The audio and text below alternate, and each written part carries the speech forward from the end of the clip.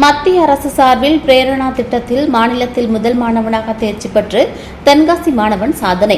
முன்னாள் அமைச்சரும் அதிமுக சட்டமன்ற உறுப்பினருமான இசக்கி சுப்பையா மாணவனை பாராட்டி கௌரவித்தார்.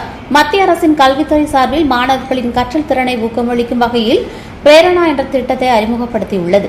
இந்த திட்டத்தின் வாயிலாக மாணவர்களின் தலைமை பண்பு, ஆற்றல் அதிகரிக்கக்கூடும் என்பதால் அதற்கான திட்டங்களையும் வகுத்து வருகிறது.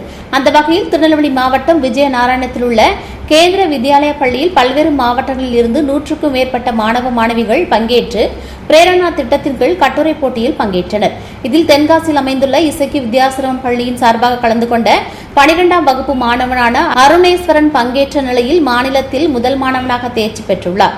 இந்த நிலையில் மாணவனை பாராட்டும் விதமாக பள்ளியின் நிறுவனரும் முன்னாள் அமைச்சர் அம்பை சட்டமன்ற உறுப்பினருமான இசக்கி சுப்பையா மாணவனுக்கு புத்தகத்தை பரிசாக அளித்து கௌரவித்தார்.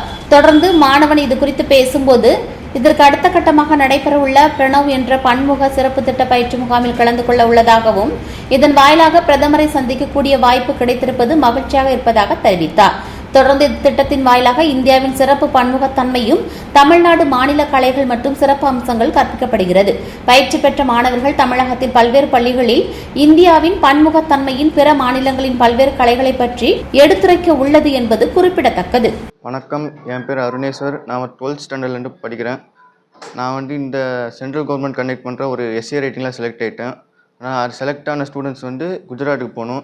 அதில் தமிழ்நாட்டிலேருந்து நான் ஒரு ஆளாக செலக்ட் ஆகிருக்கேன். அது எனக்கு பெருமையாக இருக்குது. என்னை ஊக்குவித்த ஆசிரியர்களுக்கு எல்லாருக்கும் ரொம்ப தேங்க்ஸ் சொல்லியிருக்கேன். அதுக்கப்புறம் எங்கள் ஸ்கூல் ரொம்ப மோட்டிவேட் பண்ணாங்க. அந்த காம்படிஷன் விஜயநாராயணம் திருநெல்வேலியில் நடந்துச்சு. அதில் ஓவரால் இந்த தென்காசி டிஸ்ட்ரிக்டில் இருக்கிற எல்லா ஸ்கூலும் பார்ட்டிசிபேட் பண்ணாங்க. அதில் நான் செலக்ட் ஆனேன். என் essay writing topic India achievements and how India can develop in 20th century.